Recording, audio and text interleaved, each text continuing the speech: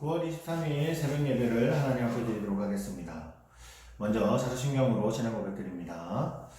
전능하사 천지를 만드신 하나님 아버지를 내가 믿사오며 그 외아들 우리 주 예수 그리스도를 믿사오니 이는 성령으로 잉태하사 동정녀 마리아에게 나시고 본디오 빌라도에게 고난을 받으사 십자가에 못 박혀 죽으시고 장사한 지 사흘 만에 죽은 자 가운데서 다시 살아나시며 하늘에 오르사 전능하신 하나님 우편에 앉아 계시다가 주로서 산자와 죽은 자를 심판하러 오시리라.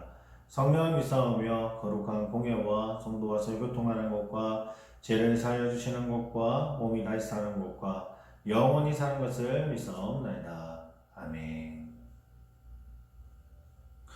오늘 이 새벽에 보실 말씀은 에스라서 7장 1절에서 8장 36절까지의 말씀입니다.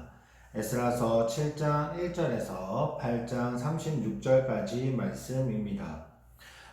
말씀 먼저 읽고 돌아오도록 하겠습니다. 먼저 정지 버튼 눌러주시고요. 오늘 말씀 읽어주시기 바랍니다.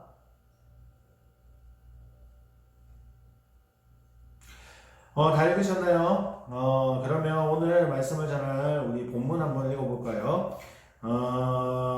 에스라서 8장 21절에서 23절까지의 말씀입니다. 에스라서 8장 21절에서 23절까지의 말씀입니다. 제가 봉독해 드리도록 하겠습니다. 그때 내가 아하와 강가에서 금식을 선포하고 우리 하나님 앞에서 스스로 겸비하여 우리와 우리 어린아이와 모든 소유를 위하여 평탄한 길을 그들에게 강구하였으니 이는 우리가 전에 왕에게 아뢰기를 우리 하나님의 손은 자기를 찾는 모든 자에게 선을 베푸시고 자기를 배반하는 모든 자에게는 권능과 진노를 내리신다 하였으므로 길에서 적군을 막고 우리를 도울 보병과 마병을 왕에게 구하기를 부끄러워하였음이라. 그러므로 우리가 이를 위하여 금식하여 우리 하나님께 간구하였더니 그의 응답하심을 입었느니라. 아멘. 오늘 우리가 보고자 될 이제 에스라서 7장은요, 스룹바벨의 이제 1차 귀환 후, 1차가 먼저 스룹바벨을 통해서 이스라엘로 4,000명의 사람들이 같이 이렇게 넘어오게 됩니다. 그렇게 귀환하고 난 뒤에 58년이 지나고 난 뒤, 이제 1차 귀환이 하고 난 뒤에 58년이라는 시간이 지났습니다. 58년이라는 시간이 지나고 난 뒤에 제사장인 에스라가 2차 귀환을 하게 되는 내용이 담겨져 있습니다. 에스라는 이제 7장을 전후로 해서 이제 크게 두 부분으로 나눈다고 볼 수 있습니다. 좀 전에 이야기했던 것처럼 스룹바벨이 이끌고 와서 1차 귀환이 이제 7장 전이라고 한다면 이제 7장 후는 이제 에스라를 통해서 2차 귀환이 이루어지게 되는 내용입니다. 그리고 내용적인 부분도 확실히 다르게 차이가 나죠. 7장 전에 있었던 1차 귀환은요, 성전 건축이 이제 지상의 과제로 중심으로 되어서 이제 그 내용에 대한 부분이 1장에서 6장까지의 내용이라면 7장 이후에는요, 58년이라는 시간이 뛰어넘어서 이제 직접 에스라, 제사장인 에스라가 2차 귀환으로 이제 오게 되면서 그 사이에 우리가 이제 나중에 보게 될 거겠지만 에스라 사건 안에 에스더가 있기도 하죠. 에스더서가 같이 포함되어 있는 그 기간입니다. 58년이라는 그 시간 동안. 그러고 난 뒤에 이제 2차 기한이 이뤄지고 이제 그 이후에 3차 기한은 이제 느헤미야서에서 소개되고 있습니다. 2차 기한 때 내용은 어떤 의미를 가지고 있냐면 1차 기한은 아까 이야기했던 것처럼 성전의 건축이면 2차 기한은 에스라가 이제 자신이 제사장의 직분으로 강조하면서 좀 중요치 않은 인물들은 좀 가감하게 이제 좀 생각되어 있는 내용도 있고요. 그리고 그가 이제 에스라가 오고 난 뒤부터 이제 예배에 관련된 부분들을 정리해 나간다라고 보시면 됩니다. 하나님 앞에 먼저 성전이 지었다면 그 성전에서 어떻게 이끌어 가야 되고 하나님의 말씀대로 어떻게 만들어 가야 되는 부분들이 이제 7장부터 시작해서 에스라가 2차 기한이 있을 때 내용 이후의 내용에 이제 포함되어 있다라고 보시면 되죠. 이제 바사왕 아다삭스다 왕으로 이제 바뀌게 됩니다. 원래 고레스에서 이제 아다사스다 왕으로 이제 변경이 되면서 이제 2차 기한을 허락하게 됩니다. 아다사스다 왕이라 하면 우리가 너무나도 잘 알고 있죠. 에스더의 남편이기도 했습니다. 에스더의 남편이기도 하고 어쨌든 그 아닥사스다의 마음을 이제 변화를 시켜 주셔서 하나님의 마음을 감동을 주시면서 고레스와 같은 이제 길로 그들에게 이제 명령을 또 내리게 됩니다. 2차 기한 선언을 발행하게 되고 이제 2차 이제 기한 때는 황폐해진 성전을 중건함으로써 이스라엘 종교적인 이제 결속을 좀 도모했다라고 하면 이제 2차 기한에는 이제 신앙적인 부흥과 그 부흥을 이제 이끌어내는 그런 역할들을 감당하게 됩니다. 그 내용이 이제 7장 안에 담겨져 있습니다. 2차 기한과 그다음에 이제 예배 가운데서 하나님 앞에 어떻게 드려야 되는지에 대한 부분들을 에스라를 통해서 만들어져 갑니다. 그리고 8장에 넘어가면요. 8장은 1차 귀환 때와 비슷하게 이제 족장들의 계보들이 이제 기록되어 있습니다. 2차 귀환자들의 명단이 이제 적혀져 있고요. 그 명단의 대부분은 이제 처음에 1차에 있었던 그 계보와 일치하게 똑같은 순서대로 이제 적게 되어 있습니다. 적어 놓았습니다. 후에 이제 가담하게 된 레위인들이 이제 포함되기로 이제 뒷부분에 보면 레위인들에 대한 부분이 조금 나오긴 하는데 그 가담한 레위인들이 포함되었다 하더라도 사실 1차 기한의 이제 명단보다는 한 3분의 1 정도밖에 미치지 못하는 사람들이었다라고 보시면 됩니다. 그리고 난 뒤에 이제 15절부터 8장 15절부터는요. 이제 레위인들에게 성전이 지어졌다고 하더라도 그 성전이 바르게 운행되고 있었던 건 아니었거든요. 그래서 레위인들을 모집하고 그 다음에 신앙으로 무장하고 그 다음에 예물들을 관리하게 했는 그런 내용들. 이제 정말 성전 안에서 온전하게 하나님 앞에 예배드리기 위해서의 준비가 에스라를 통해서 이제 만들어져 가는 것이죠.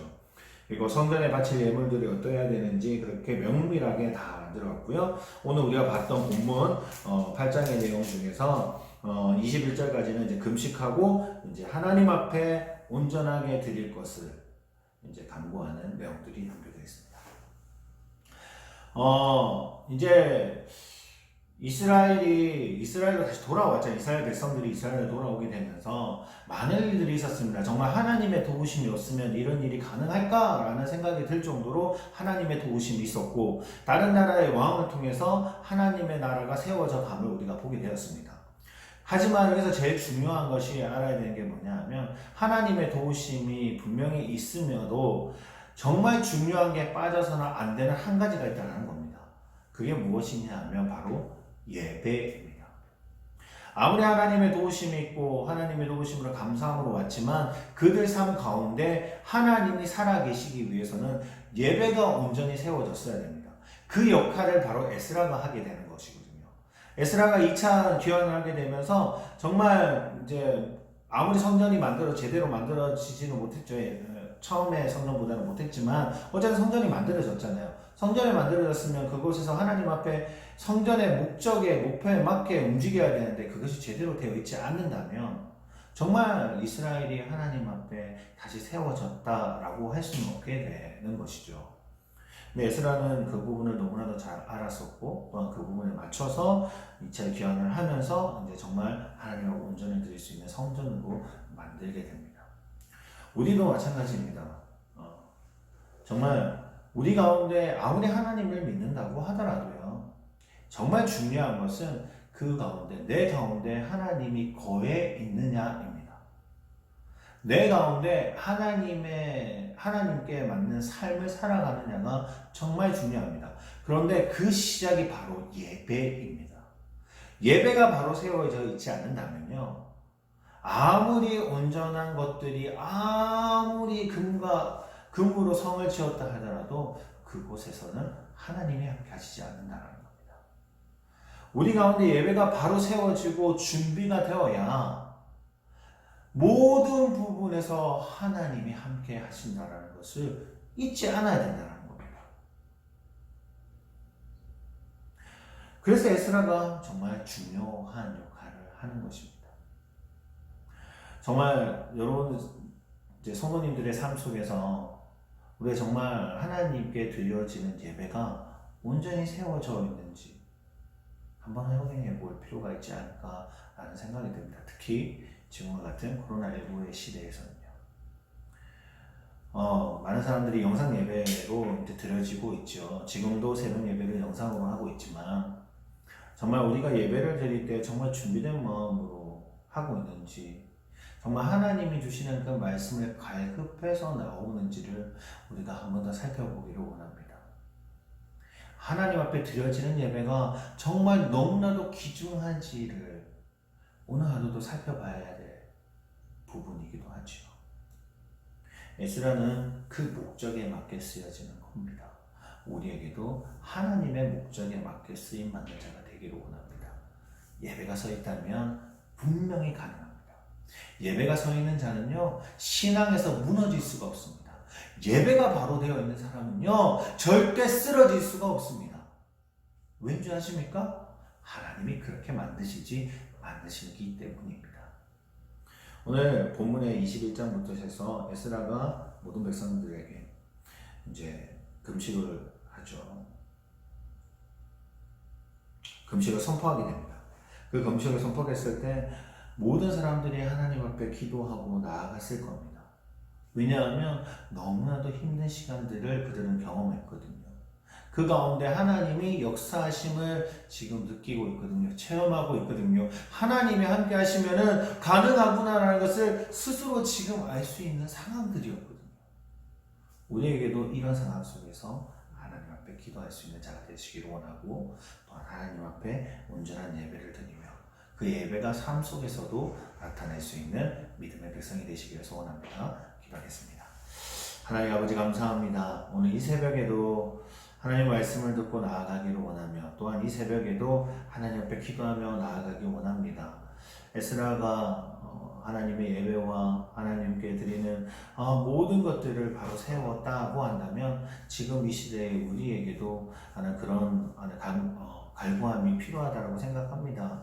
예배를 좀 더 사모하는 마음과 예배를 하나님 정말 주님 앞에 온전하게 드리고, 또한 준비된 마음으로 나아갈 수 있는 자가 되게 하시며, 또한 오늘 하루 내내 하루 동안도 하나님 앞에 예배에 바로 잡히고 그 삶 가운데서 드러날 수 있는 믿음의 자녀가 될 수 있도록 주님이 인도하여 주시옵소서. 기도하는 모든 목소리에 주님 응답하실 줄 믿사오며 예수 그리스도로 기도드립니다. 아멘. 하늘에 계신 우리 아버지여, 이름이 거룩히 여김을 받으시오며 나라의 마옵시오며 뜻이 하늘에서 이룬 것 같이 땅에서도 이루어지이다. 오늘날 우리에게 일용할 양식을 주옵시고, 우리가 우리에게 죄 지은 자를 사하여 준 것 같이 우리의 죄를 사하여 주옵시고, 우리를 시험에 들게 하지 마옵시며 다만 악에서 구하옵소서. 대개 나라와 권세와 영광이 아버지께 영원히 있사옵나이다.